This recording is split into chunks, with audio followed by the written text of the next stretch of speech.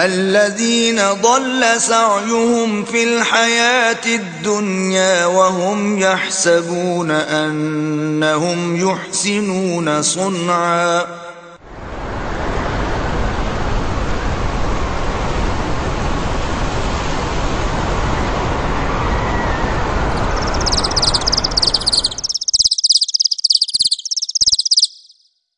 السلام عليكم ورحمة الله وبركاته. إن الحمد لله نحمده ونستعينه ونستغفره ونعوذ بالله من شرور أنفسنا ومن سيئات أعمالنا من يهده الله فلا مضل له ومن يضلله فلا هادي له وأشهد أن لا إله إلا الله وحده لا شريك له وأشهد أن محمدا عبده ورسوله صلى الله تعالى عليه وعلى آله وصحبه وسلم تسليما كثيرا. أما بعد فإن خير الحديث كتاب الله وخير الهدي هدي محمد صلى الله عليه وسلم وشر الأمور محدثاتها وكل محدثة بدعة وكل بدعة ضلالة وكل ضلالة في النار. আজকে রবিউল আউয়াল মাসের 12 তারিখ। এবার অধিকাংশ মুসলিমদের ধারণা যে এই দিন নবী সাল্লাল্লাহু আলাইহি ওয়াসাল্লামের জন্মদিন, যদিও ঐতিহাসিকদের এ সম্পর্কে আরো ভিন্ন মত রয়েছে, বরং কয়েকটি মত এ সম্পর্কে তারা পেশ করেছে। কিছু লোকেরা বলেছেন না, রমজান মাসে নবী সাল্লাল্লাহু আলাইহি ওয়াসাল্লামের জন্ম, কেউ বলেছে রবিউল আউয়াল মাসে, তবে নয় রবিউল আউয়াল, কেউ আর অন্য কিছু বলেছেন। এইভাবে বিভিন্ন মত রয়েছে। তবে যেটা প্রসিদ্ধ আর যেটা সম্পর্কে সাধারণ থেকে শুরু করে বিশেষ করে যারা এই 12 রবিউল আউয়ালকে কেন্দ্র করে কিছু করে, তারা মনে করে যে 12 রবিউল আউয়ালে নবী সাল্লাল্লাহু আলাইহি ওয়াসাল্লামের জন্ম। তবে এটি সাহাবায়ে কেরাম, তাবেঈন, তাবেঈনদের এই ক্ষেত্রে যদি ঐকমত থাকতো যে 12 রবিউল আউয়ালে নবী সাল্লাল্লাহু আলাইহি ওয়াসাল্লামের জন্ম, তাহলে ইখতিলাফ হতো না। তাহলে বোঝা যাচ্ছে তখন থেকে ইখতিলাফ চলে আসছে যে নবী সাল্লাল্লাহু আলাইহি ওয়াসাল্লামের জন্ম তারিখ কি। তারপরে একজন মানুষ যদি সাধারণ সমাজে তার জন্ম হয়, মক্কার সমাজের কথা চিন্তা করুন, অশিক্ষিত সমাজ, যেখানে হাতে গণা যেত গোটা মক্কার কয়েকজন লোক মাত্র লিখতে জানতো, পড়তে জানতো, মাত্র কয়েকজন, হাতের আঙ্গুলের চাইতে বেশি হতো না তাদের সংখ্যা। সেই সমাজে জন্ম তারিখ লিখা থাকবে, মৃত্যু তারিখ লিখা থাকবে, এটা কল্পনার বাইরে। সুতরাং ইখতিলাফ হওয়া স্বাভাবিক। তারপরে নবী সাল্লাল্লাহু আলাইহি ওয়াসাল্লামের নবুয়ত প্রাপ্তির পরে যখন রাসূলুল্লাহ সাল্লাল্লাহু আলাইহি ওয়াসাল্লাম রাসূল হলেন, যদি জন্ম দিবসকে কেন্দ্র করে কিছু করণীয় থাকতো, আমল করার থাকতো, তাহলে সাহাবায়ে কেরামরা সেই ক্ষেত্রে যত্ন নিতেন এবং সেই তারিখটাকে জানার চেষ্টা করতেন আসল জায়গা থেকে, নবী সাল্লাল্লাহু আলাইহি ওয়াসাল্লামের কাছ থেকে, তার যে আত্মীয় স্বজনরা ছিল, চাচারা ছিল, তাদের কাছ থেকে জানার চেষ্টা করতেন। তাও কোথাও প্রমাণিত নয়। তাদের থেকেই বোঝা যায় যে 12 রবিউল আউয়ালে, 12 রবিউল আউয়াল মাসে কোনো কিছু করণীয় নেই আমাদের। 2 নম্বর বিষয় যেটি, সেটা হচ্ছে যে কোনো ব্যক্তির, রাসূলুল্লাহ সাল্লাল্লাহু আলাইহি ওয়াসাল্লামকে নেন অথবা অন্য কোনো ব্যক্তির কথাই নেন, কোনো ব্যক্তির জন্ম তারিখ নিয়ে অথবা মৃত্যু দিবস নিয়ে অথবা বিবাহ দিবস নিয়ে কোনো অনুষ্ঠান করা ইসলামে নেই।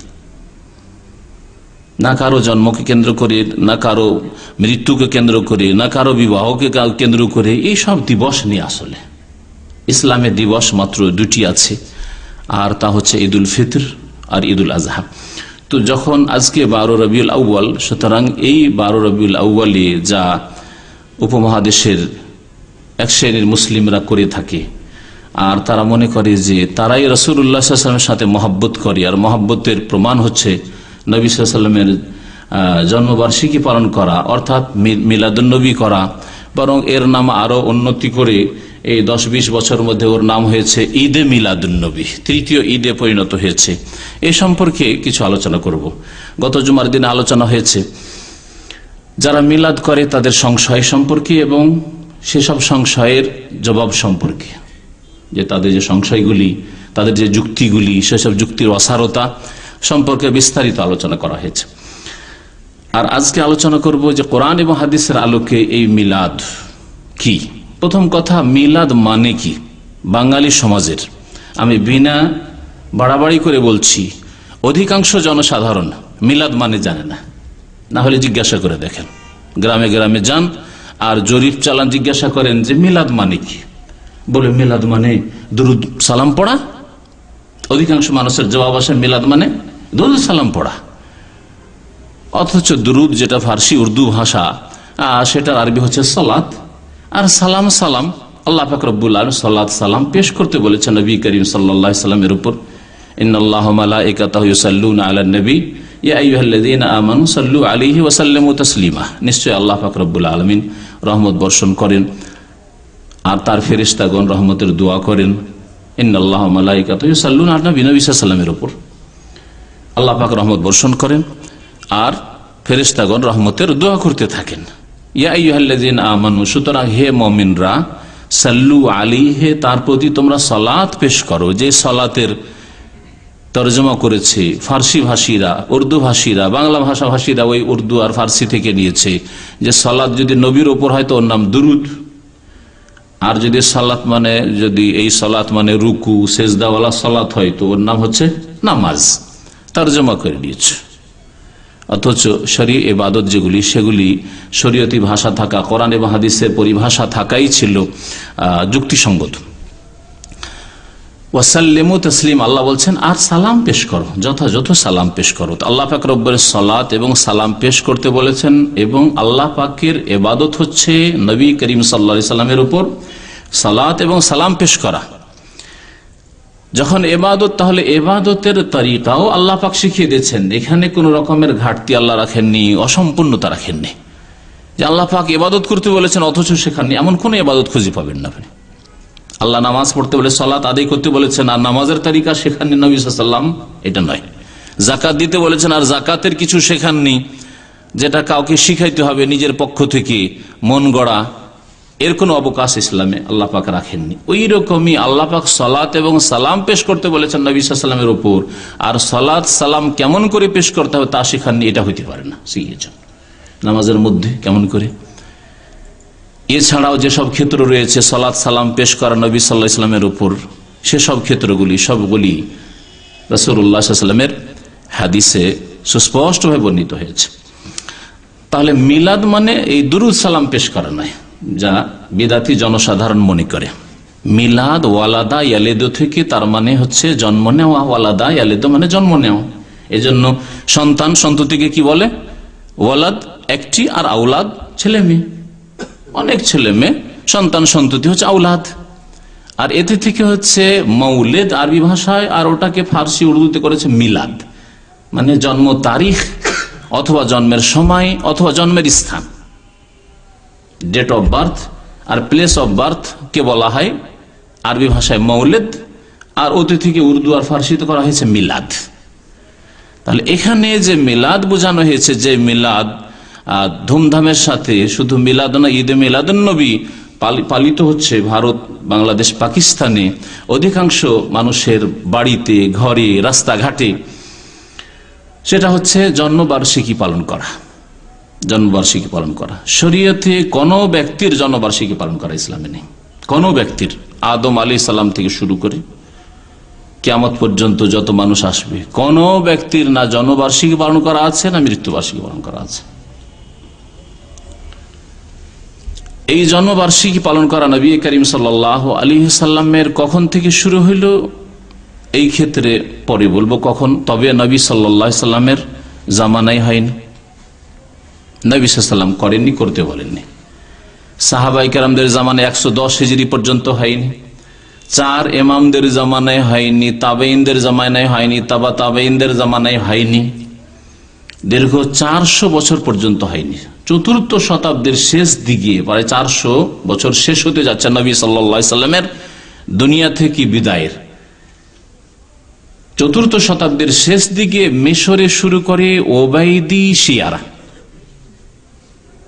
যারা তখন ক্ষমতা দখল করে মিশরের, আর ক্ষমতার বলে সেখানে বিভিন্ন জনবার্ষিকী পালন শুরু হয়।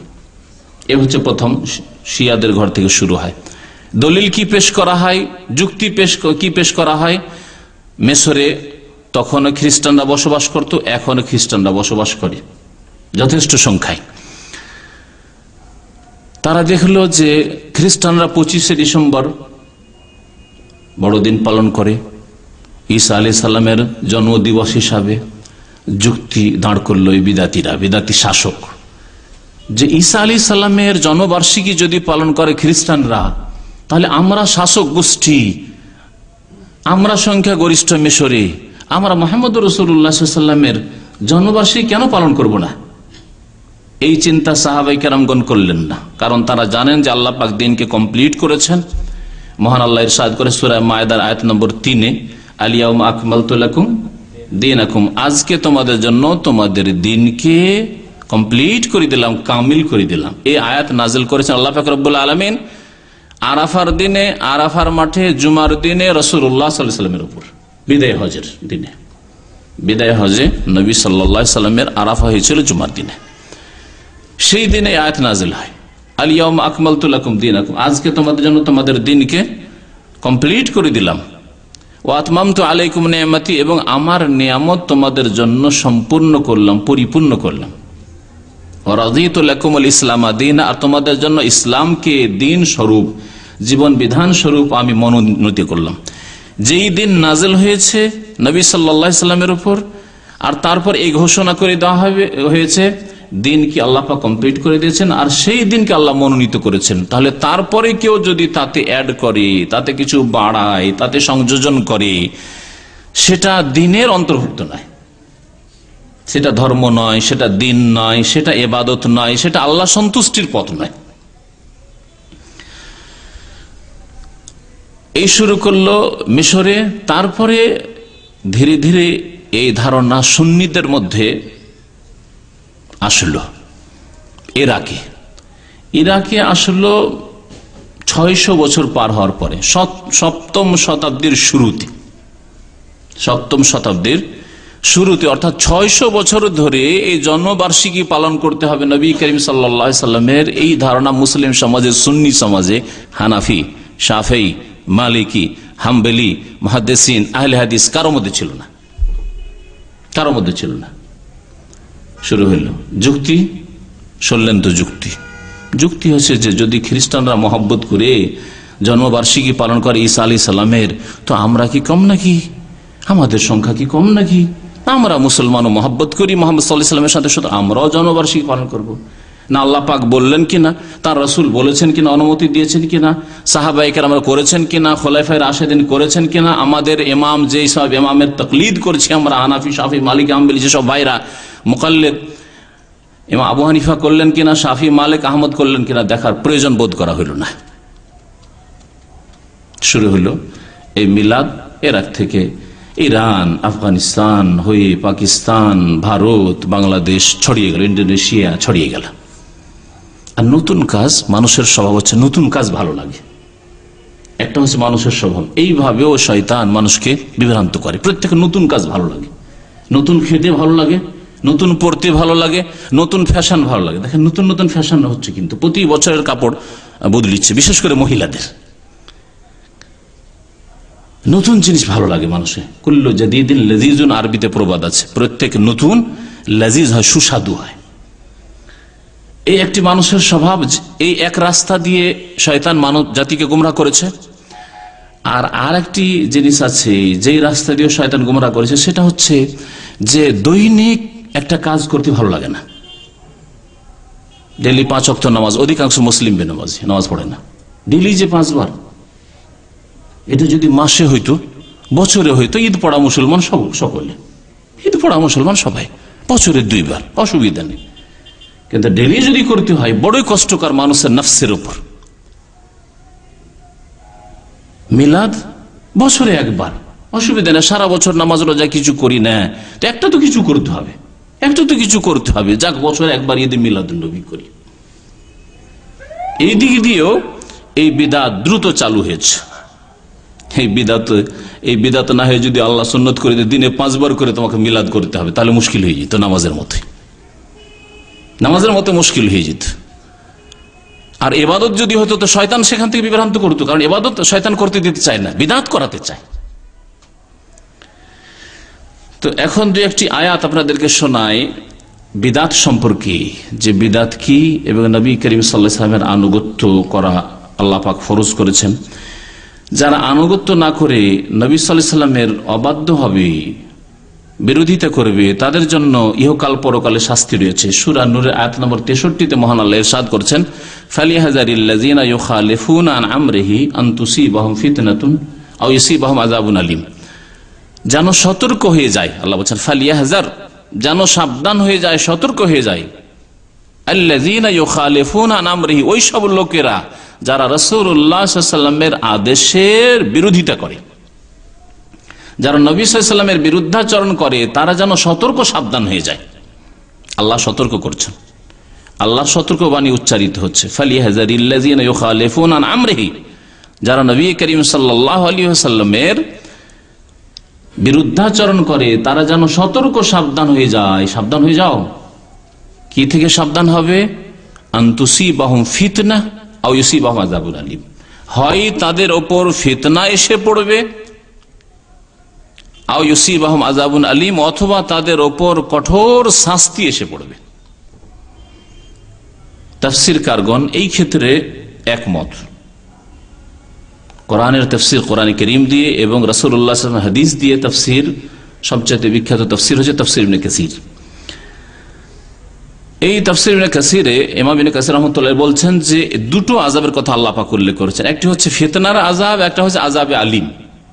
প্রথম আল্লাহ ফিতনার আযাবের কথা উল্লেখ করেছেন, আন তুসিবাহুম ফিতনা, যারা নবী করিম সাল্লাল্লাহু আলাইহি ওয়াসাল্লামের বিরুদ্ধাচরণ করবে তাদের জন্য ফিতনা এসে যেতে পারে তাদের জীবনে, অর্থাৎ আযাবুন ফিদ দুনিয়া, ইহকালের শাস্তি।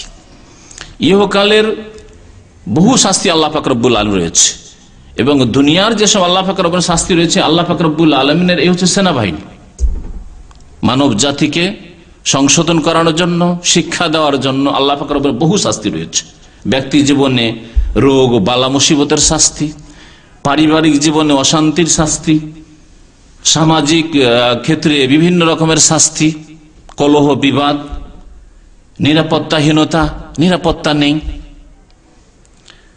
এইভাবে রাষ্ট্রীয় পর্যায়ে বিভিন্ন রকমের যে বালা মুসিবত বিপদ আপদ, এগুলি আল্লাহ পাক রব্বুল আলামিন আযাব। আর এছাড়া আসমানি দুর্যোগ, জমিনি দুর্যোগ, আল্লাহ পাক রব্বুল আলামিন যেসব বিভিন্ন আযাব রয়েছে, এগুলি আল্লাহ পাক রব্বুল আলামিনের পক্ষ থেকে ফিতনা। যারা রাসূলুল্লাহ সাল্লাল্লাহু আলাইহি ওয়াসাল্লামের বিরুদ্ধাচরণ করে তাদের জন্য ইহকালে আযাব আসতে পারে, যে আযাবকে আল্লাহ পাক ফিতনা বলে আখ্যায়িত করেছেন এই আয়াতে। আর যদি ইহকালে আল্লাহ পাক রক্ষা করে দেন, তবে মনে রাখবেন যে পরকালের আযাবের তুলনায় দুনিয়ার আযাব খুব হালকা, যদি আমাদের খুব ভারী লাগে।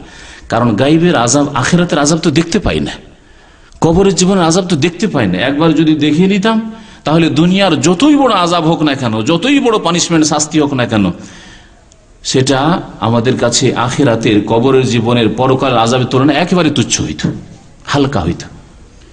এই জন্য আল্লাহ পাক সূরা সাজদাতে এই দুনিয়ার আযাবকে আল আযাবুল আদনা, হালকা আযাব বলেছেন। আদনা মানে হালকা আযাব হয়, আর আদনা মানে হয় নিকটবর্তী আযাব, মানে ইহকালের আযাব। ওয়ালা নুযিকান্নাহুম মিনাল আযাবিল আদনা দুনাল আযাবিল আকবার, পরকালের আযাবকে, মওতের পরের আযাবকে আল্লাহ পাক আযাবে আকবার, আকবার আল্লাহু আকবার বলছেন, আল্লাহ সবচেয়ে বড়। তাহলে আখিরাতের আযাব হচ্ছে সবচেয়ে বড় আযাব, যেটা হচ্ছে গায়েব, অদৃশ্য, যে সম্পর্কে কোরআন এবং হাদিসের ওহী ছাড়া জানার আর কোনো রাস্তা নেই, এবং জেনে বিশ্বাস করতে হবে। যদি দুনিয়ার আযাব না আসে, এই হালকা আযাব, তাহলে আও আযাবুন আলীম, যন্ত্রণাদায়ক শাস্তি রয়েছে, কঠোর শাস্তি রয়েছে ওই সব লোকদের জন্য যারা নবী করিম সাল্লাল্লাহু আলাইহি সাল্লামের নাফরমানি করবে। তাহলে নবী করিম সাল্লাল্লাহু আলাইহি সাল্লামের নাফরমানি কি, বিরুদ্ধাচরণ করা কি? নবী করিম সাল্লাল্লাহু আলাইহি সাল্লাম যা দেননি অথচ আপনি তা পালন করছেন, ধর্মের ক্ষেত্রে এটা হচ্ছে সবচেয়ে বড় নাফরমানি রাসূলুল্লাহ সাল্লাল্লাহু আলাইহি সাল্লামের।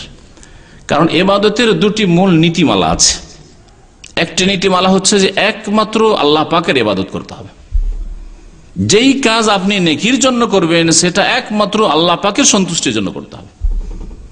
নামাজ পড়বেন কার জন্য? একমাত্র আল্লাহকে রাজি করার জন্য।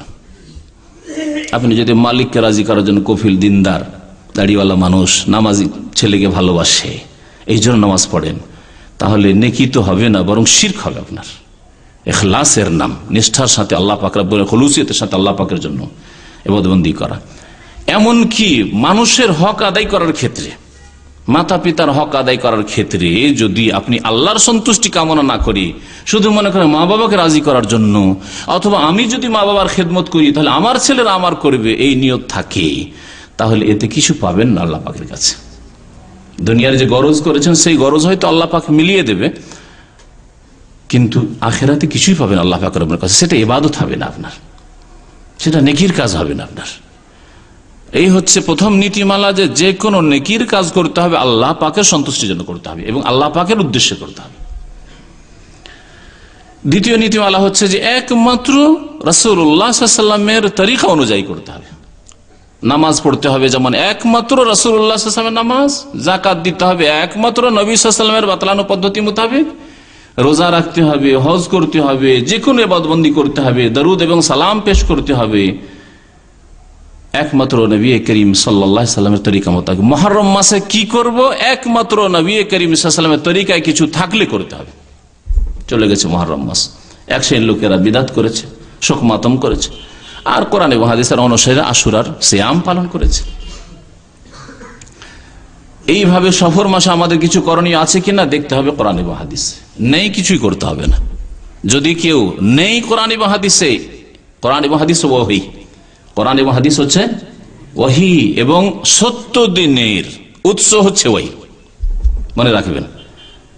আল্লাহ প্রদত্ত দিন যে সত্য দিন, দ্বীনে হক, আল্লাহ পাক কোরআনে কারীমে বেশ কিছু আয়াতে দ্বীনে হক, হুয়াল্লাযী আরসালা রাসূলাহু বিল হুদা ওয়া দীনিল হক, সত্য দিনের পরিচয় হচ্ছে যে ওহীর উপর নির্ভরশীল, উৎস হচ্ছে ওহী। ওহী থেকে যদি নেন, অর্থাৎ আল কোরআন থেকে নেন, রাসূলুল্লাহ সাল্লাল্লাহু আলাইহি ওয়াসাল্লাম হাদিস থেকে নেন, তাহলে সত্য দিন।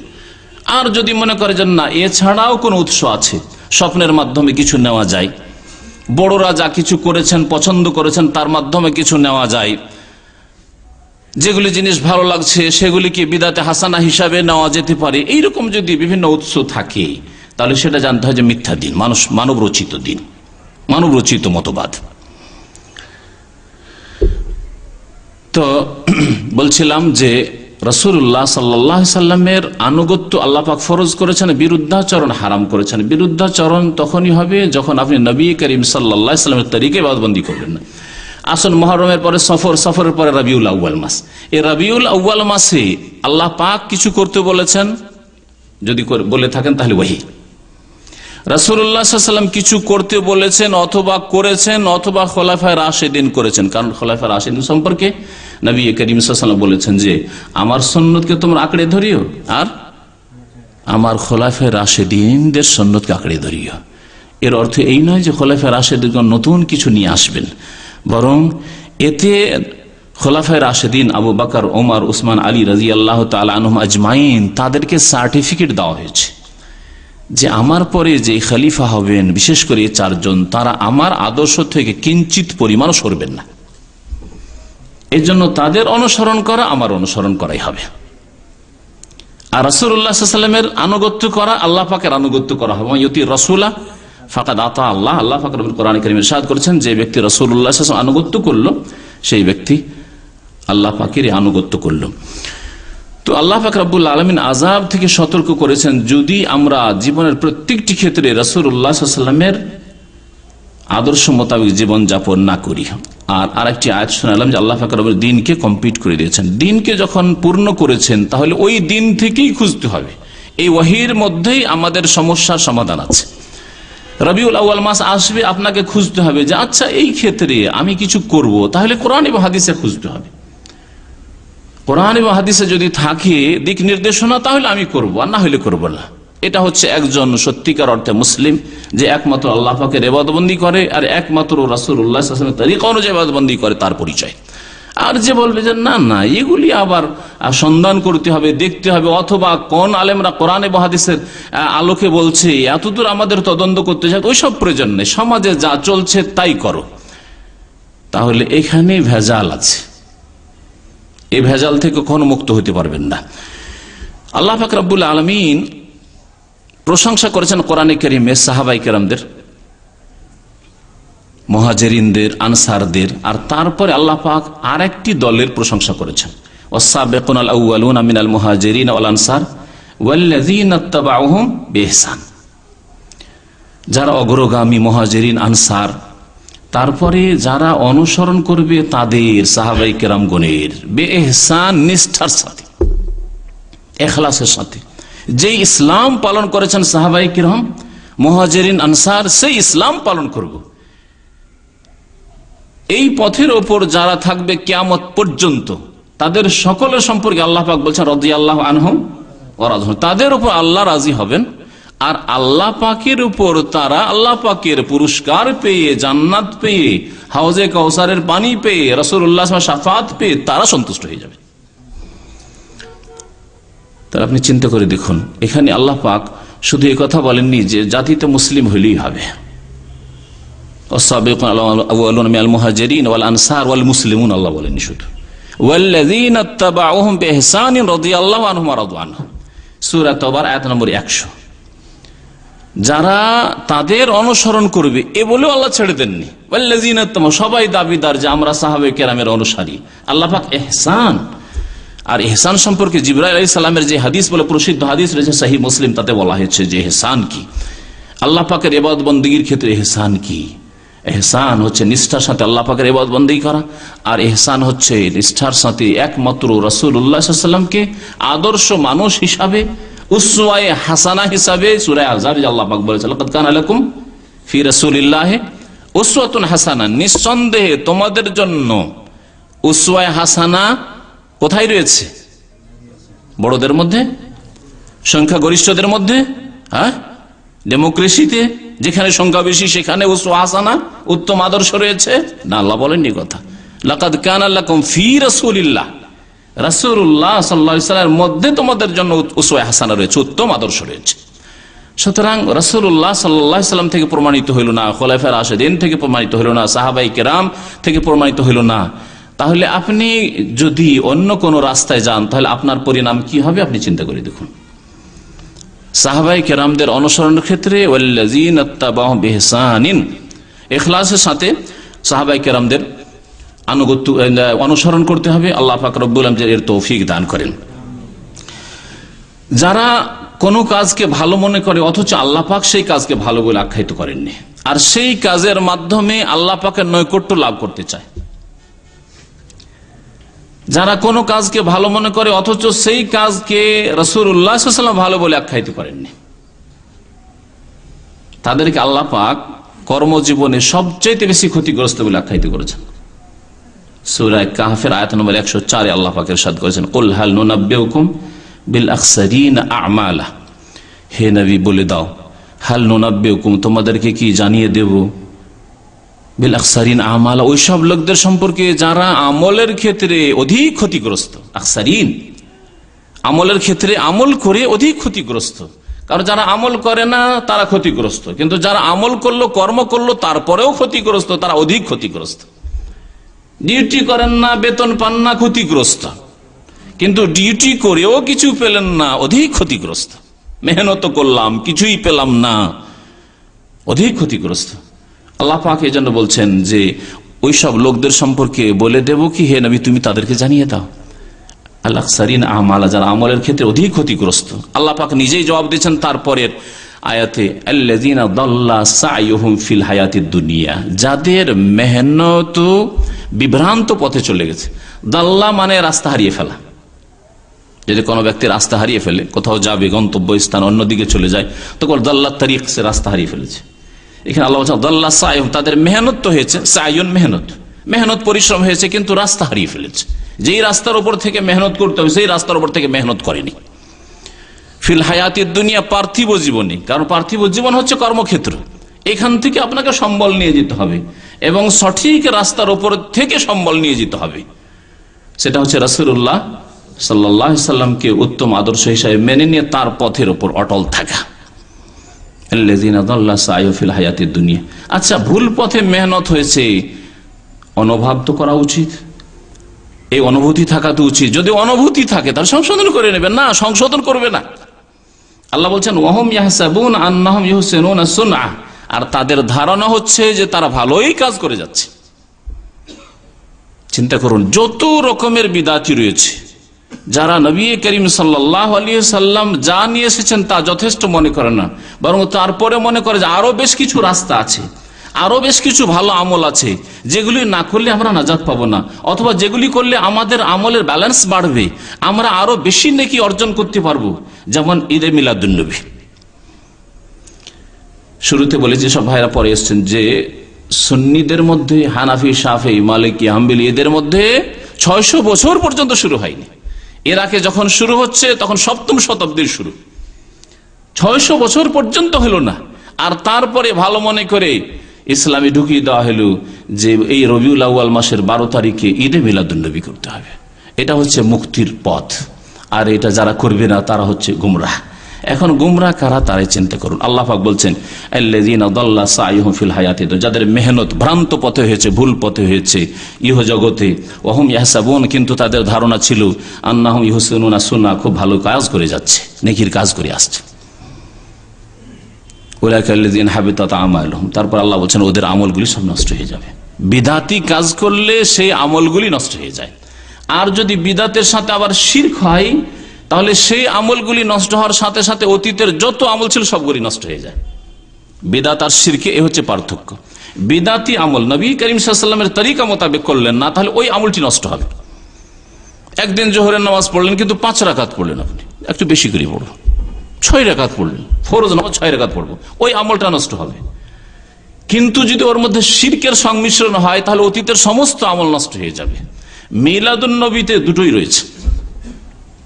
ঈদে মিলাদুন্নবী যেসব ভাইরা পালন করে তাদের বিভিন্ন শ্রেণী বিভাগ যদিও রয়েছে, তবে অধিকাংশ লোকদের মিলাদুন্নবীতে এই 2 রকমের ব্যাধি রয়েছে। এক প্রথম হচ্ছে যে বিদআত, নতুন কাজ, 600 বছর ধরে সুন্নিরা জানতো না, আর 400 বছর পর্যন্ত শিয়ারা পর্যন্ত জানতো না। আর যেসব আইম্মায়ে কেরামদের তাকলিদ হচ্ছে আবু হানিফা, শাফি, মালিক, আহমদ, তাদের জীবনে হয়নি, তারপরেও কয়েকশো বছর ধরে হয়নি। যে যুগগুলিকে নবী করিম সাল্লাল্লাহু আলাইহি ওয়াসাল্লাম খায়রুল কুরুন বলেছেন, স্বর্ণ যুগ বলেছেন, খায়রুল কুরুনে কারনি, নবী সাল্লাল্লাহু বলছেন যে সবচাইতে শ্রেষ্ঠ যুগ হচ্ছে কার যুগ? আমার যুগ, নবী সাল্লাল্লাহু আলাইহি ওয়াসাল্লামের যুগ। দ্বিতীয় সুম্মাল্লাযীনা ইয়ালুন, তারপরে যারা আসবে সাহাবায়ে কেরামদের যুগ। সুম্মাল্লাযীনা ইয়ালুন, তারপরে তাবেঈনদের যুগ। আর যদি প্রথমটাকে ধরা হয় যে নবী সাল্লাল্লাহু আলাইহি ওয়াসাল্লামের যুগ মানে সাহাবায়ে কেরামের যুগ, তারপর তাবেঈনের যুগ, তাবেঈনের যুগ, এই তাবেঈনের যুগ পর্যন্ত উত্তম যুগ বলা হয়েছে, স্বর্ণ যুগ। আর তারপরে ইসলামের নামে বহু দল উপদল জন্মাবে এবং বহু ভ্রান্ত আকীদা আসবে, ভ্রান্ত মতবাদ পেশ হবে, ভ্রান্ত রাস্তা বেরোবে। আর তারপরে এই ফিরকাগুলি বিভিন্ন দল উপদল জন্ম নিয়েছে। তো বলছিলাম যে এই মিলাদুন নবীতে 2টো বিষয় রয়েছে। একটা হচ্ছে বিদআত, কারণ এই আমল ছিল না। দ্বিতীয়, অধিকাংশ মিলাদের অনুষ্ঠানগুলিতে শিরক হয়, বড় শিরক হয়। যে কবিতাগুলি পাঠ করা হয়, শের শায়েরিগুলিও ফার্সি ভাষায় অথবা উর্দু ভাষায় অথবা বাংলা ভাষায় ভালো করে যদি অর্থ বুঝে দেখেন একজন শিক্ষিত মানুষ, জ্ঞানী মানুষ, তাহলে সেগুলিতে বড় বড় শিরক রয়েছে। তার মধ্যে একটি কবিতায় পড়ে উর্দু ভাষায় যে আরে আই নাদান ইহা মিলতা হে বে মাঙ্গে, আরে জাহেল মূর্খ, তোমরা মিলাদ করো না, এই নবীর দরবারে না চাইলেও পাওয়া যায়। এতে পড়া ওহি जो मुस्तवी अर्श थे खुदा बनकर उतर पड़ा मदीना में मुस्तफा बनकर, বলে এর চাইতে বড় কুফরি কি আছে? ওই যে আল্লাহ পাক ছিলেন আরশের উপর, হ্যাঁ, খুদা বানকার মানে আল্লাহ হয়ে, উতার পাড়া মদিনে, মদিনায় তিনি চলে আসলেন মুস্তফা, মোহাম্মদ সাল্লাল্লাহু আলাইহি ওয়াসাল্লাম মুস্তফা হয়ে। বরং তাদের কিতাবে আছে যে আহাদ আর আহমাদে শুধু মিমের পার্থক্য, মিমকে সরিয়ে দাও সেটাই আহাদ হয়ে যায়। আহমাদের মিমটা টেনের মধ্যে কার কি হয়ে যাবে? আহাদ। আর আহাদ কে? একক কে? আল্লাহ, কুল হু আল্লাহু আহাদ। আর আহমদ, পার্থক্য এতটুকু, কোনো পার্থক্য নেই। এই সমস্ত কিছু বাংলায় বহু শের শায়রি আছে, সেগুলি আমার চাইতে বেশি জানেন।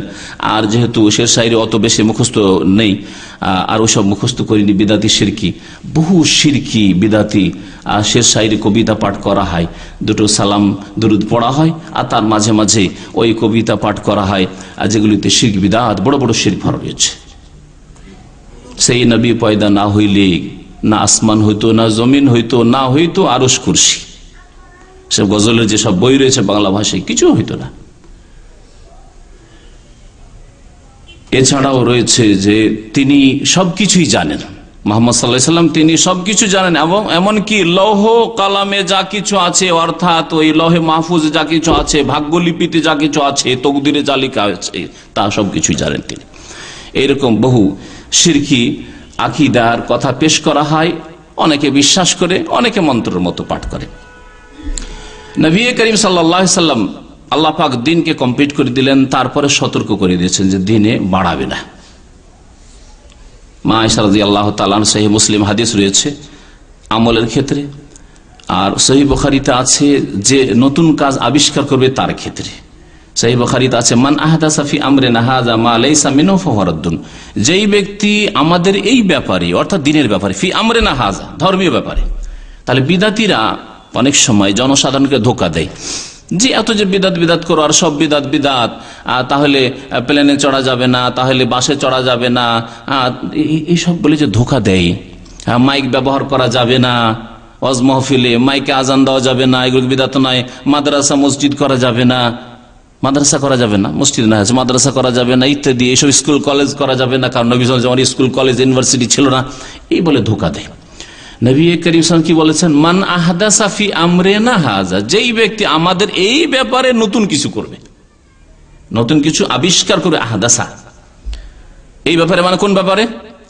দুনিয়ার ব্যাপারে নয়, ধর্মের ব্যাপারে। তাহলে দুনিয়ার ব্যাপারে মাইকে বক্তব্য করেন আর মাইকের বাইরে করেন, দুনিয়ার ব্যাপারে। এতে আওয়াজ একটু উঁচা হচ্ছে, আওয়াজটা সুন্দর হচ্ছে, এই জন্য আমরা এই দুনিয়ার ক্ষেত্রে উপকৃত হচ্ছি। কিন্তু কখনো এই বিশ্বাস নিয়ে নয় যে মাইকে আজান দিলে বেশি সওয়াব পাওয়া যাবে, মাইকে বক্তব্য করলে বেশি সওয়াবের কাজ হবে, আর যদি বিনা মাইকে হয় তাহলে সওয়াব কম হবে। উটের পিঠে হজ করলে নাকি কম হবে, কিন্তু প্লেনে উড়ে আসলে নাকি বেশি হবে, এরকম আকীদা নেই, কেউ প্লেনে চাপে না। সুতরাং এগুলো দুনিয়ার ব্যাপার, পার্থিব ব্যাপার। নবী সাল্লাল্লাহু আলাইহি ওয়াসাল্লাম বলছেন বিদাত কখন হবে? যখন ফি আমরিনা হাযা, আমাদের দিনের ক্ষেত্রে কেউ নতুন কাজ আবিষ্কার করবে, মা লাইসা মিনহু, যেটা দিনের অন্তর্ভুক্ত নাই, ফাহুয়া রাদ্দুন, সেটা প্রত্যাখ্যাত, সেটা হচ্ছে প্রত্যাখ্যাত। মা আয়েশা রাদিয়াল্লাহু তাআলা আনহা রাসূলুল্লাহ সাল্লাল্লাহু আলাইহি ওয়াসাল্লাম বর্ণনা করেছেন মান আমিলা আমালান, হয়তো এই বিদাত আবিষ্কার আজকালকার লোকেরা করেনি। এই মিলাদের বিদাত শুরু হয়েছে অনেক আগে, যারা শুরু করেছে কিয়ামত পর্যন্ত এক ভাগ করে পাচ্ছে, আর কাল কিয়ামতে স্পষ্ট হবে যে এক ভাগ করে নেকি পাবে না এক ভাগ করে গুনাহ পাবে, সেটা স্পষ্ট হবে। দুনিয়াতে ইখতিলাফ থেকে যাবে, চূড়ান্ত ফয়সালা আল্লাহ পাক রব্বুল আলামিন করবেন না, আর নবী আসবেন না, আর নতুন কোন শরীয়ত আসবে না, আর ফেরেশতাও নেমে এসে বলবে না যে তোমরা হক পথে আছো আর এরা বাতিল পথে আছে। সুতরাং চূড়ান্ত ফয়সালা ওয়াল্লাহু ইয়াফসিলু বাইনাহুম ইয়াউমাল কিয়ামাতি ফীমা কানু ফীহি ইখতালিফুন, যেসব ব্যাপারে মতানৈক্য করছে মানুষরা, আল্লাহ পাক রব্বুল চূড়ান্ত ফয়সালা কিয়ামতের মাঠে করবেন। তো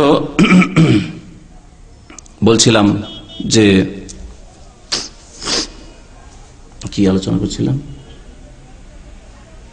তো ভুলে গেলেন। নবী মা আয়েশা রাদিয়াল্লাহু তাআলা বলেন মান আমিলা আমালান, মান আমিলা আমালা, যেই ব্যক্তি এমন কোন আমল করবে মা লাইসা মিনহু, যেটা তার অন্তর্ভুক্ত নাই, মানে শরীয়তের অন্তর্ভুক্ত নাই, ফাহুয়া রাদ্দুন, সেটা প্রত্যাখ্যাত। তাহলে যারা আবিষ্কার করলো তাদের ক্ষেত্রে নবী সাল্লাল্লাহু আলাইহি ওয়াসাল্লাম বলেছেন যে সেটা প্রত্যাখ্যাত। আর যদি কেউ আবিষ্কার না করে আমাদের যুগের মতো বা পরবর্তীকালের মতো লোকেরা আগে থেকে করে এসেছে মিলাদ, আমরা মিলাদ করছি, তাহলে সেটাও প্রত্যাখ্যাত, আল্লাহ পাক গ্রহণ করবেন না। নেকি তো পাবে না, বরং গুনাহ পাবে। আর সেই গুনাহ বিদাতের গুনাহ কোনো ছোট গুনাহ নাই।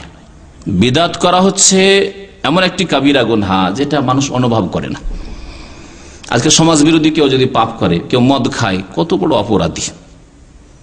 মদ খাওয়া লোক যদি নামাজও পড়তে যায় দেখতে পারে না, ওকে মদ খায় আবার নামাজ পড়তে আসে, নামাজ কবুল হবে, কারণ সমাজ বিরোধী কাজ মদ খাওয়া। কিন্তু বিদাত করা আমাদের নজরে অপরাধ মনে হয় না। কেমন অপরাধ? শুধু একটি দিক তার তুলে ধরছি, যে ব্যক্তি বিদাত করলো সে যেন এই ধারণা করলো যে রাসূলুল্লাহ সাল্লাল্লাহু আলাইহি ওয়াসাল্লাম দিনকে কমপ্লিট করেননি, তাই রাসূলুল্লাহ সাল্লাল্লাহু আলাইহি ওয়াসাল্লাম মিথ্যা অপবাদ দিল। অথবা রাসূলুল্লাহ সাল্লাল্লাহু আলাইহি ওয়াসাল্লামের কাছে যা এসেছে তা তো কমপ্লিট করেছেন, কিন্তু জিবরাইল আলাইহিস সালাম আল্লাহর পক্ষ থেকে কমপ্লিট দিন নিয়ে আসেননি, সে নিয়ে আসতে খেয়ানত করেছে, কিছু মিলাদটা নিয়ে আসেনি। আল্লাহ দিয়ে পাঠিয়েছে, তাতে আমাদের কল্যাণ ছিল, জিবরাইল সালাম নিয়ে আসে। হয় জিবরাইল খেয়ানত করেছে, আর না হয় রাসূলুল্লাহ সাল্লাল্লাহু আলাইহি ওয়াসাল্লাম জানাননি আমাদেরকে। অথবা রাসূলুল্লাহ সাল্লাল্লাহু আলাইহি ওয়াসাল্লামকে যা দেওয়া হয়েছে সেটা যথেষ্ট না আমাদের জন্য, নাজাতের জন্য, তাহলে আরো কিছু নতুন কাজের দরকার। দিন তাহলে অসম্পূর্ণ।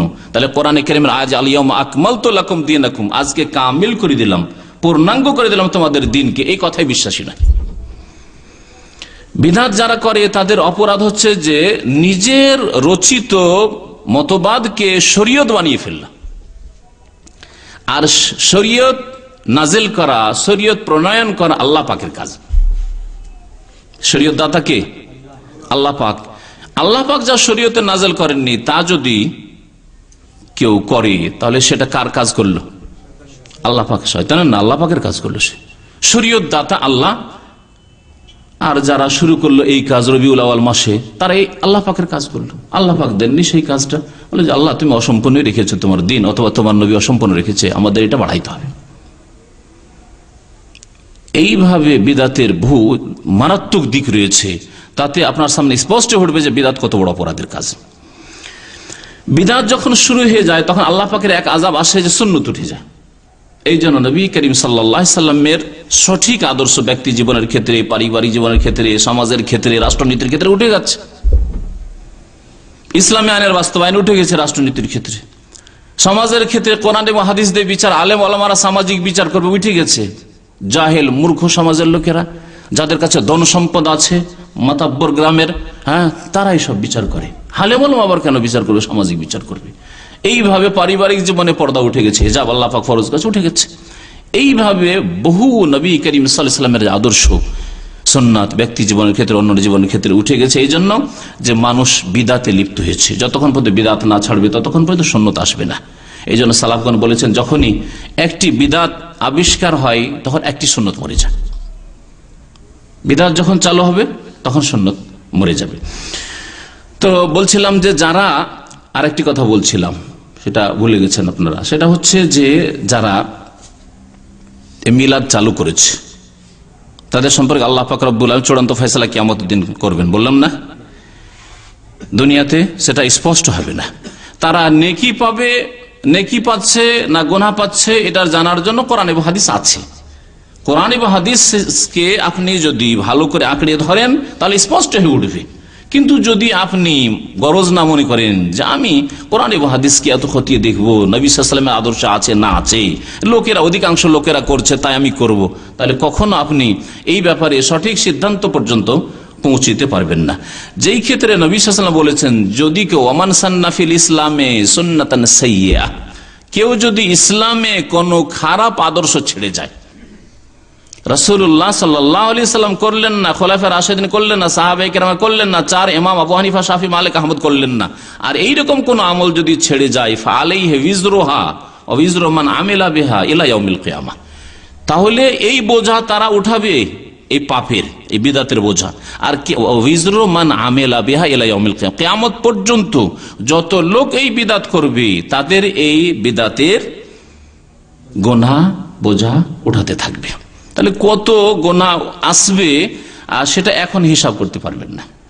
মনে রাখবেন যে বিদাতি যারা নবী করিম সাল্লাল্লাহু আলাইহি ওয়াসাল্লামের আদর্শকে যথেষ্ট মনে করেনি, বিদাত করেছে, তারা যখন হাসরের মাঠে নবী করিম সাল্লাল্লাহু আলাইহি ওয়াসাল্লামের হাউজে কাউসারের কাছে যাওয়ার চেষ্টা করবে পানি খাওয়ার জন্য, যে সেখানে একবার পানি খেলে আর পিপাসা লাগবে না, নবী সাল্লাল্লাহু আলাইহি ওয়াসাল্লামের যেমন হাদিস রয়েছে, সহিহ বুখারীর হাদিস, সহিহ মুসলিমের হাদিস, সেখানে যখন যাবে ফেরেশতারা একদল লোককে সেখান থেকে তাড়িয়ে দেবে, পিটিয়ে আসতে দেবে না। নবী করিম সাল্লাল্লাহু আলাইহি ওয়াসাল্লাম বলবেন যে ওসাই হাবি, ওসাই হাবি, এরা আমার সাথী সঙ্গী, এরা আমার অনুসারী, আসতে দাও, আসতে দাও। ফেরেশতারা কি বলবেন? যে মুহাম্মদ সাল্লাল্লাহু আলাইহি ওয়াসাল্লাম বলছেন সুতরাং ছেড়ে দি। বলবে ইন্নাকা লা তাদরি মা আহদাসু বাদাকা, হে নবী আপনি জানেন না যে আপনার পরে এরা কি নতুন নতুন কাজ করেছে। মা আহদাসু বাদাকা, আহাদাসা থেকে আহাদাসু, তার নতুন নতুন কাজ শুরু করেছে। আর সহিহ বুখারী হাদিস শোনালাম বিদাত সম্পর্কে, নবী সাল্লাল্লাহু আলাইহি ওয়াসাল্লাম মান আহাদাসা ফি আমরিনা হাযা, যেই ব্যক্তি আমাদের ধর্মীয় ব্যাপারে নতুন কাজ করবে, মা লাইসা মিনহু, যেটা ধর্মের অন্তর্ভুক্ত নয়, ফাহুয়া রাদ্দুন, সেটা প্রত্যাখ্যাত। তাহলে ফেরেশতারা জবাব বলবেন রাসূলুল্লাহ সাল্লাল্লাহু আলাইহি ওয়াসাল্লামকে, যখন রাসূলুল্লাহ বলবেন যে আস্তে দাও আস্তে দাও, লোকগুলি দাঁড়িয়ে আছে, লোকগুলির নামাজের যে 5টি অঙ্গ আছে, উজু যে 2টি হয়, এই 5টি অঙ্গ চমকিছে, অর্থাৎ তার বেনামাজি ছিল না, এরা আমল করা মুসলমান। অনেকে মানে নামাজ পড়ছে যথেষ্ট না, নামাজ পড়লে নামাজ নির্ভরশীল হচ্ছে তৌহিদের উপর এবং সুন্নতের উপর।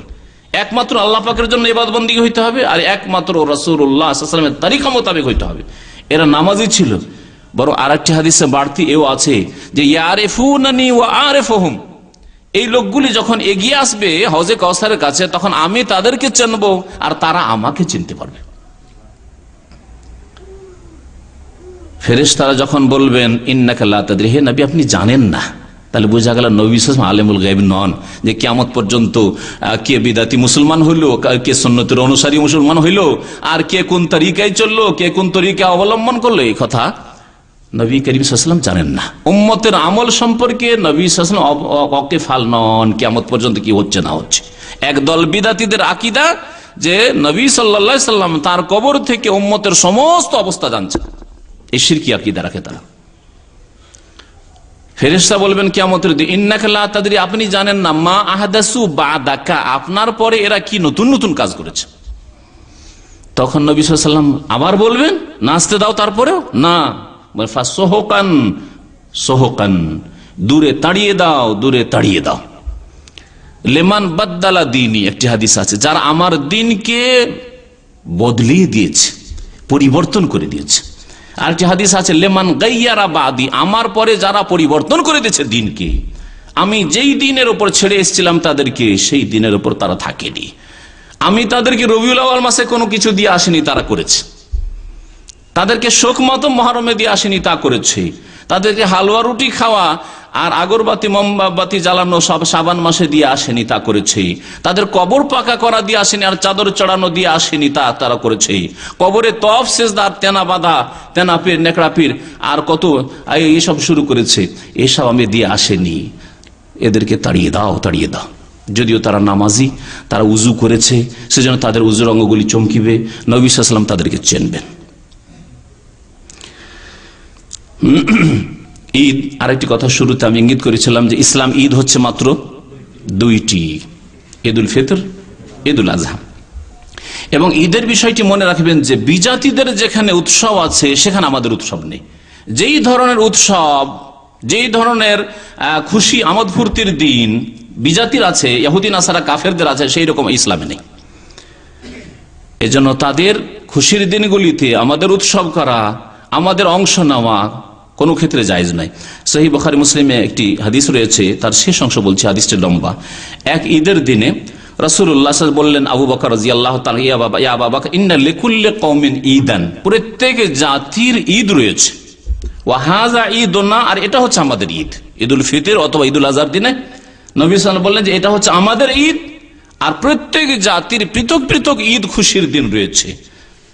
জন্মবার্ষিকী পালন করা 25শে ডিসেম্বরে খ্রিস্টানদের রয়েছে, আমরাও জন্মবার্ষিকী পালন করব। যেই যুক্তিতে শুরু করা হয়েছিল প্রথম বেসরি, যে খ্রিস্টানরা করবে ঈসা আলাইহিস সালামের জন্মবার্ষিকী পালন, আমরা করব না, এটা হচ্ছে তাদের অনুকরণ। এবং তাদের অনুকরণ সম্পর্কে নবী করিম সাল্লাল্লাহু আলাইহি ওয়াসাল্লাম কঠোরভাবে সতর্ক করেছেন। তিরমিজির হাদিস এবং সহিহ হাদিস, মান তাশাব্বাহা বিকওমিন ফাহুয়া মিনহুম, যেই ব্যক্তি অন্য কোন জাতির সাদৃশ্যতা অবলম্বন করবে সে তাদের দলে সামিল হবে। কার দলে সামিল হবে? তাদের দলে সামিল হবে। এই জন্য তো হজে কাউসারের পানি পাবে না, এই জন্য তো ফেরেশতারা সেই হাসরের মাঠে তাদেরকে তাড়িয়ে দেবেন, ফাহুয়া মিনহুম, তাদের দলে সামিল হবে। নবী করিম সাল্লাল্লাহু আলাইহি সাল্লাম থেকে আনাস রাদিয়াল্লাহু তাআলা আনহু বর্ণনা করেছেন এই ঈদ সম্পর্কে, যে মদিনায় যখন নবী সাল্লাল্লাহু আলাইহি সাল্লাম আসলেন হিজরত করে, দেখলেন যে ওয়ালাহুম ইয়াউমানে ইয়ালআবুনা ফিহিমা, বছরে 2টি দিনে মদিনার লোকেরা খেলাধুলা করত, উৎসব করত, কিন্তু দিনগুলি অন্য দিন, ঈদুল ফিতর, ঈদুল আজহার দিন নয়। তারা জাহিলিয়াতের যুগে, যেহেতু তারা যারা আওস এবং খাজরাজ, যাদের অধিকাংশ মুসলিম হয়েছিল, তারা ছিল পৌত্তলিক মুশরিক, আর পাশে আরো 3টি গোত্র ছিল ইহুদিদের গোত্র। এই 5টি গোত্র ছিল মদিনায় যখন নবী সাল্লাল্লাহু আলাইহি ওয়াসাল্লাম হিজরত করে আসেন। বললেন নবী সাল্লাল্লাহু আলাইহি ওয়াসাল্লাম তাদেরকে, মা হাযানিল ইয়াওমান, এই দিনগুলি তোমাদের কোন দিন? তারা বলল, কুন্না নালআবু ফীহিমা ফিল জাহিলিয়াতি, জাহিলিয়াতের যুগে ও পুতুল পূজার যুগে, যে যুগে আমরা শিরক কুফরিতে ছিলাম সেই যুগে এই দিনগুলিতে আমরা খেলাধুলা করতাম আর উৎসব আমোদ ফুর্তি করতাম। ফাকাল রাসূলুল্লাহ সাল্লাল্লাহু আলাইহি ওয়াসাল্লাম, তখন রাসূলুল্লাহ কথা বললেন না যে বাপদাদা থেকে যখন চলে আসছে আর তোমাদের এগুলো বংশীয় ঐতিহ্য চলে আসছে আওস খাজরাজের, ঠিক আছে তোমরা করো। তাও খেলাধুলাতেই সীমিত ছিল। খেলাধুলা এমন নয় যে ইবাদত বন্দেগী, এমন না যে ধর্মের নাম আল্লাহর নৈকট্য লাভ। খেলাধুলাকে অনেকে বলতে পারে যে খেলাধুলা তো দুনিয়াবি কাজ, তারপরেও দুনিয়াবি কাজের ক্ষেত্রে নবী করিম সাল্লাল্লাহু আলাইহি ওয়াসাল্লাম কেমন ভাবে সতর্ক করেছেন শুনেন। ফাকাল রাসূলুল্লাহ সাল্লাল্লাহু আলাইহি ওয়াসাল্লাম, রাসূলুল্লাহ সাল্লাল্লাহু আলাইহি ওয়াসাল্লাম বললেন, ইন্নাল্লাহ কাদ আবদালাকুম বিহিমা খায়রাম মিনহুমা, নিশ্চয় আল্লাহ পাক রব্বুল আলামিন তোমাদেরকে এই দুই দিন যা জাহিলিয়াতের যুগে তোমরা খেলাধুলা করতে, তার মোকাবিলায় আরো দুইটি দিন দিয়েছেন খায়রাম মিনহুমা, ওই দিনের চাইতে অনেক গুণে ভালো, তার চাইতে ভালো। কি? ইয়াউমুল আযহা ও ইয়াউমুল ফিতর। একটা হচ্ছে ঈদুল আজহার দিন আর একটা হচ্ছে ঈদুল ফিতরের দিন। তাহলে দুটো ঈদ। এই দুই ঈদের জায়গায় কেউ যদি 3 ঈদ করে, কিছুদিন 3 ঈদ চলবে, তাহলে একটা ঈদ বাড়লো, আবার কিছুদিন পর আর এক ঈদ চালু হবে। এইভাবে কিয়ামত পর্যন্ত যদি এই রাস্তা খোলা থাকে, কত ঈদ চালু হবে ধর্মের নামে। আর ঈদুল ফিতরের দিনে যেমন নেকির আশা রাখা হয় যে আল্লাহ নৈকট্য লাভ, তার চাইতে বেশি আশা রাখা হচ্ছে যে 12 রবিউল আউয়ালে ওইভাবেই ছুটি ঘোষণা, আর ওইভাবে কাজ করা বন্ধ করে দিয়ে বেশ কিছু ভালো কাজ মনে করে করা, আর এর মাধ্যমে আল্লাহর নৈকট্য লাভের আশা রাখা যে আল্লাহর নিকটবর্তী হয়ে যাব। আল্লাহ নিকটবর্তী হবে না, আরো দূরে হয়ে যাবে আল্লাহ পাক থেকে। তাহলে বোঝা গেল যে ঈদ এমন একটি বিষয় যে ঈদ হচ্ছে ধর্মীয় বিষয়। সুতরাং ঈদ আল্লাহ পাক যা দিয়েছেন সেটি হচ্ছে ঈদ। কোন মানুষের অধিকার নেই যে ঈদ পালন করতে পারে। এমনকি সৌদি আরবের উলামায়ে কেরামদের ফতোয়া এবং সর্বসম্মতিক্রমে তাদের ফতোয়া রয়েছে যে যে উৎসব, বিভিন্ন উৎসব বলছে না, সেটা হচ্ছে সাপ্তাহিক পালন, এটা হচ্ছে গাছের সপ্তাহ, এটা হচ্ছে এই সপ্তাহ, এটা হচ্ছে ওই সপ্তাহ পালন হচ্ছে না আজকাল। এটা কোথা থেকে আসলো? এটাও এক রকমের ঈদ তারা বলছেন, এটাও ঈদ। এই ক্ষেত্রে যদি এত সতর্ক হন যারা কোরআন এবং সুন্নাহর অনুসারী উলামায়ে কেরাম, তাহলে যেটাকে ধর্মীয় রং দিয়ে দেওয়া হয়েছে ঈদুল ফিতর, ঈদুল আজহার মতো, সেই ক্ষেত্রে আপনাকে কত সতর্ক হওয়া উচিত। মনে রাখবেন যে এই মিলাদুন নবী জন্মবার্ষিকী পালন করা, খ্রিস্টানদের অনুসরণ করা, আর নবী করিম সাল্লাল্লাহু আলাইহি সাল্লামের আমল বললাম হাদিস যে ব্যক্তি বিজাতির কাফেরদের সাদৃশ্যতা অবলম্বন করবে তাদের দলে শামিল হবে। আল্লাহ পাক রব্বুল আলামিন নবী করিম সাল্লাল্লাহু আলাইহি সাল্লামের অনুসরণ করতে বলেছেন, আর নবী করিম সাল্লাল্লাহু আলাইহি সাল্লামকে ওহীর অনুসরণ করতে বলেছেন। আল্লাহ বলছেন ওয়াত্তাবি মা ইউহা ইলাইকা। আল্লাহ পাক বলছেন সূরা ইউনূসের আয়াত নম্বর 109 যে হে নবী তুমি অনুসরণ করো, ফলো করো ওই বিষয়কে যা তোমার কাছে ওহী করা হচ্ছে। সুতরাং আবার খুব ঠান্ডা করে বলছি যে যদি ওহীতে থাকে জন্মবার্ষিকী পালন করা, কোরআনে থাকে, ওহী মানে আল কোরআন, আর দ্বিতীয় ওহী হচ্ছে হাদিস। যদি হাদিসে থাকে যে নবী করিম সাল্লাল্লাহু আলাইহি ওয়াসাল্লাম, তার সাহাবায়ে কেরাম, খোলাফায়ে রাশিদিন তারা এই জন্মবার্ষিকী মিলাদুন নবী পালন করেছেন, তাহলে ওয়াত্তাবি অনুসরণ করো। আর যদি না থাকে তাহলে ওমা আতাকুমুর রাসূলু ফাখুযুহু ওমা নাহাকুম আনহু ফান্তাহু, যা রাসূলুল্লাহ সাল্লাল্লাহু আলাইহি ওয়াসাল্লাম তোমাদেরকে দিয়েছেন তা গ্রহণ করো, নিয়ে নাও।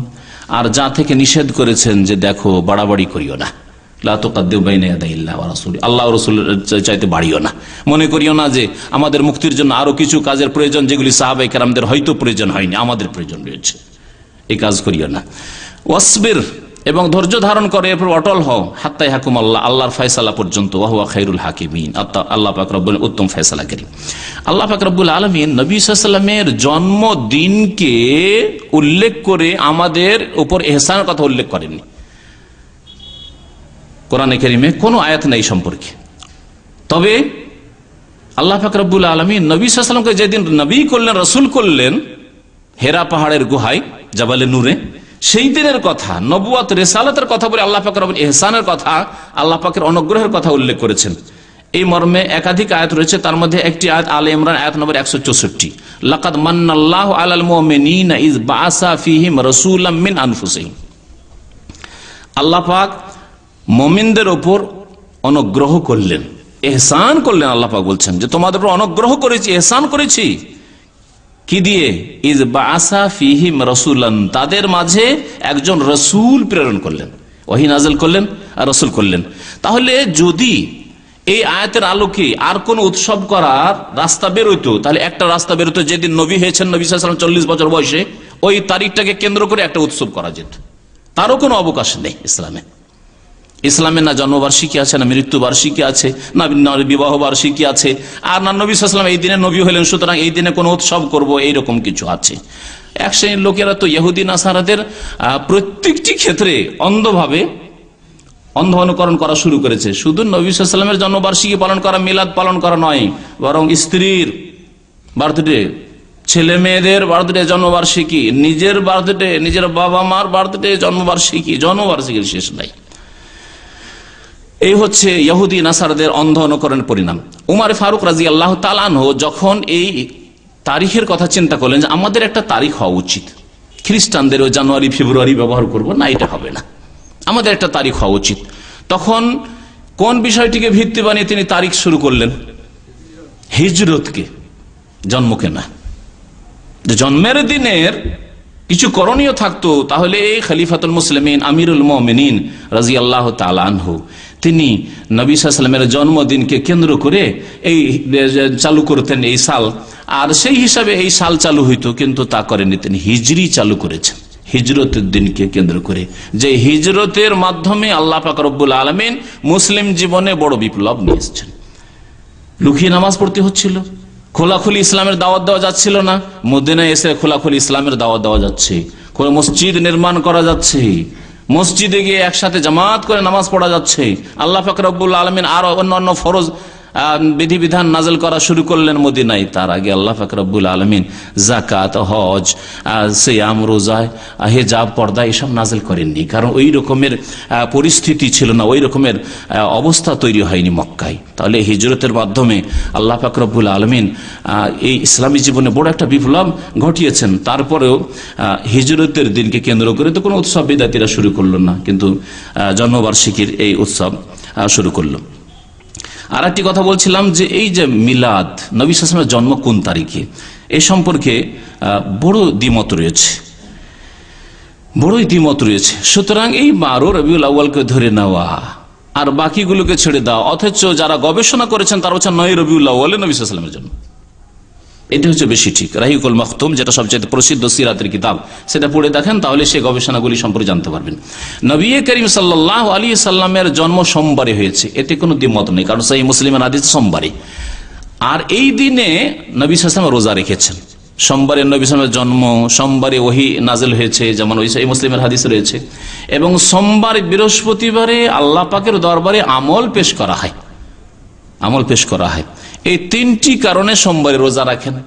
যদি শুকরিয়া আদায় করতে হয় যে আল্লাহ পাক নবী করিম সাল্লাল্লাহু আলাইহি ওয়াসাল্লামকে দুনিয়াতে পাঠালেন, সুতরাং শুকরিয়া আদায় করব, তাহলে প্রতি সোমবারে, একদিন শুধু বছরে 12 রবিউল আউয়াল নয়, বরং প্রতি সোমবারে রোজা রাখেন, আল্লাহ পাকের শুকরিয়া আদায় করেন, যেমন ভাবে নবী করিম সাল্লাল্লাহু আলাইহি ওয়াসাল্লাম শুকরিয়া আদায় করেছেন। তাহলে বছরে 52 বার শুকরিয়া আদায় হবে সিয়াম পালনের মাধ্যমে।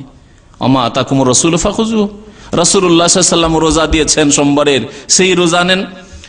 ওমা নাহাকুম আনহু ফান্তাহু, আর যা থেকে নিষেধ করেছেন, বিদআত থেকে, নতুন কাজ থেকে নিষেধ করেছেন, তা ছেড়ে দাও। কিন্তু যেমন বলছিলাম যে মানুষ সপ্তাহে একটা রোজা, বড়ই কষ্ট, বড়ই কষ্ট, এটা মনের ওপর, নফসের ওপর। কিন্তু বছরে একটা, অসুবিধা নেই, বছরে একটা, যদিও যাতে হাজার হাজার টাকা, অনেক টাকায় অপচয় হচ্ছে, খরচ হচ্ছে, তারপরও সেটাই করবে। আল্লাহ পাক রব্বুল আলামিন যেন আমাদেরকে বুঝার তৌফিক দান করেন, এবং আল্লাহ পাক যেন কোরআন এবং হাদিসের প্রতি আমল করার তৌফিক দান করেন। এই জন্মবার্ষিকী পালন করায়, মিলাদ করায়, এতে এছাড়া বহু অন্যায় কাজ হয়ে থাকে। যারা এসব কাজ করে না, বলে আমরা তো সেগুলি কাজ করি না, কিন্তু অধিকাংশ লোকেরাই তা করে। সেটা হচ্ছে নারী পুরুষ একাকার হয়ে যাওয়া, যেটা শরীয়তে হারাম এসব কাজ। আর এর চাইতে বড় যেটা বললাম যে সে শিরক হয়ে থাকে, আর গুলু, বাড়াবাড়ি হয়ে থাকে, অতিরঞ্জন হয়ে থাকে। নবী করিম সাল্লাল্লাহু আলাইহি ওয়াসাল্লাম অতিরঞ্জন করতে নিষেধ করেছেন। লা তুতরুনি, আমার সম্পর্কে বাড়াবাড়ি করিও না। কামা আতরাতিন নাসারা ঈসা ইবনে মারইয়াম, যেমন খ্রিস্টানরা মারইয়াম পুত্র ঈসা আলাইহিস সালাম সম্পর্কে বাড়াবাড়ি করেছে। তারা বাড়াবাড়ি করে আব্দুল্লাহকে ইবনুল্লাহ, আল্লাহর পুত্র বানিয়ে দিয়েছে। আর আমাদের বিদাতীরা কি করে? আব্দুল্লাহকে নুরুল্লাহ বানিয়ে দেয়, আল্লাহর বান্দা কালেমায়ে শাহাদাতে কি পড়ে তারা? আশহাদু আল্লা ইলাহা ইল্লাল্লাহ ওয়া আশহাদু আন্না মুহাম্মাদান আবদুহু ওয়া রাসূলুহু। আর সেই আবদুহুকে তারা বলে নবী নূরের পয়দা, ইয়াকিন করে জানো। গজলের বইগুলি পড়ে দেখেন। আর নূরের পয়দা না বললে মানহানি হয়ে গেল, নূরের পয়দা না বললে মানহানি হয়ে গেল বিদাতীদের ধারণায়। এইভাবে নবী করিম সাল্লাল্লাহু আলাইহি ওয়াসাল্লাম সতর্ক করেছেন। আল্লাহ পাক রব্বুল আলামিন ওহী ছাড়া তো নবী সাল্লাল্লাহু আলাইহি ওয়াসাল্লাম কথা বলতেন না। তাহলে ওহীর মাধ্যমে আল্লাহ পাক আলামুল গায়ব জানছেন যে খ্রিস্টানে যেমন ঈসা আলাইহিস সালামকে বাড়িয়ে ইবনু আল্লাহর পুত্র বানিয়ে দিয়েছে আব্দুল্লাহকে, এই মুসলিম উম্মার বিদাতীরা মুহাম্মদ রাসূলুল্লাহকে আব্দুল্লাহ থেকে নিয়ে নুরুল্লাহ বানিয়ে দেবে, আল্লাহর নূরের পয়দা বানিয়ে দেবে। এই জন্য নবী সাল্লাল্লাহু আলাইহি ওয়াসাল্লাম বাড়াবাড়ি করতে, অতিরঞ্জন করতে নিষেধ করেছেন। আল্লাহ পাক যেন বোঝার তৌফিক দান করেন, সংশোধন করার তৌফিক দান করেন। আর এতে অপচয় রয়েছে। একটি টাকা খরচ করবেন, সেই ক্ষেত্রে আপনাকে চিন্তা করতে হবে যে আপনি কি নেকির কাজে করছেন, আপনি ভালো কাজে করছেন খরচ, সেটা চিন্তা করতে হবে, না হলে আপনার অপচয় হবে। তাহলে এই যে অপচয়গুলি, এতে কত টাকা লস হচ্ছে। দোকানপাট বন্ধ রাখা, কাজকর্ম বন্ধ রাখা, আর তাতে আর বিভিন্ন রকম খরচ, আর এছাড়াও বহু হারাম কাজ, আর ঢোল তবলা এসব যে ব্যবহার হয়, আর গান বাজনা, আর শিরক বিদাত, বহু কিছুই এতে হচ্ছে। আল্লাহ পাক যেন সংশোধন করার তৌফিক দান করেন। এক শ্রেণীর লোকেরা বিদাতটাকে হালকা করে দিয়েছে, বলছে আমরা ওই মিলাদুন্নবী করি না, সিরাতুন্নবী করি। তাদের সম্পর্কে সতর্ক করছে, নামটা শুধু পরিবর্তন করেছে, কিন্তু 12 রবিউল পালন করছে। নবীর আলোচনা, নবী সাল্লাল্লাহু আলাইহি ওয়াসাল্লামের জীবনী আলোচনা শুধু এই রবিউল আউয়াল মাসেই করতে হবে, আর 12 রবিউল আউয়ালে করতে হবে সিরাতুন নবীর মাহফিলের নামে। আর অন্য সময় কেন নাই? মুহররমে করবেন না, জিলহজে করবেন না? প্রত্যেক দিন করা উচিত। কারণ কোরআনের পরে নবী সাল্লাল্লাহু আলাইহি ওয়াসাল্লামের বাস্তব জীবন হচ্ছে কোরআনের তাফসীর, কোরআনের ব্যাখ্যা। কানা খুলুকুল কোরআন, নবী সাল্লাল্লাহু আলাইহি ওয়াসাল্লামের চরিত্রই ছিল আল কোরআন। সুতরাং নবী সাল্লাল্লাহু আলাইহি ওয়াসাল্লামের সিরাতুন নবী শুধু পালন হবে এই রবিউল আউয়াল আর 12 রবিউল আউয়ালে, এটাও এক ধরনের বিদাত, যেটা হালকা বিদাতিরা করে থাকে। আল্লাহ পাক যেন আমাদেরকে এই সম্পর্কে সজাগ হওয়ার তৌফিক দান করেন, সংশোধন করার তৌফিক দান করেন, এবং নবী করিম সাল্লাল্লাহু আলাইহি ওয়াসাল্লামকে জীবনের প্রতিটি মুহূর্তে, প্রতিটি সময়ে অনুসরণ করার তৌফিক দান করেন, এবং তার নিয়ে আসা দিন আমাদেরকে শেখার এবং তার বাস্তবায়ন করার, তার প্রচার প্রসার ঘটানোর আল্লাহ পাক যেন তৌফিক দান করেন। আর সেই দিন আল্লাহর বান্দাদের পর্যন্ত পৌঁছাবার যেন তৌফিক দান করেন। আল্লাহ পাক মুসলিম অমুসলিম পর্যন্ত আল্লাহ পাক রব্বুল আলামিন নবী করিম সাল্লাল্লাহু আলাইহি ওয়াসাল্লামের আদর্শ, নবী সাল্লাল্লাহু আলাইহি ওয়াসাল্লামের সিরাত পৌঁছে দেওয়ার যেন তৌফিক দান করেন। সুবহান রাব্বিকা রাব্বিল ইজ্জাতি আম্মা ইয়াসিফুন ওয়া সালামুন আলাল মুরসালিন ওয়াল হামদুলিল্লাহি রাব্বিল আলামিন।